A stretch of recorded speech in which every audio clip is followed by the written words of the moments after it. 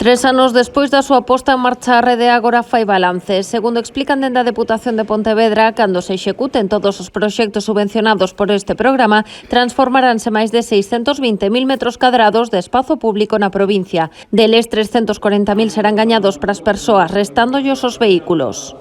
Isto estamos dicindo que con estes datos, que será unha realidade, pois o mellor a día de hoxe todos eses datos non son, pero dentro de un ano, dentro de dous, en función das disposicións orzamentarias, pois estaremos falando que na provincia de Pontevedra multiplicamos por 5 a raíz do impulso da Rede Ágora o espacio público para as persoas. Para isto, o programa concedeu preto de 5,8 millóns de euros en subvencións nos últimos 2 anos e medio, que permitirán redactar 206 proxectos de recuperación do espazo público, cun investimento total de 94 millóns. As nosas vilas son mellores, as nosas cidades son mellores, os nosos povos son mellores. De verdade, é que parece que son outros lugares. Por donde pasaban vehículos, agora hai prazas.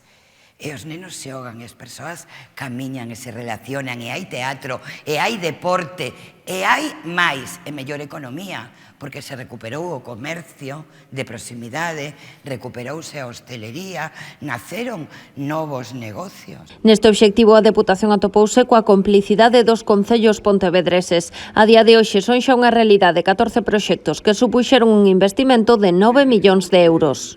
Isto foi un proxecto colectivo e, como se di ora, transversal.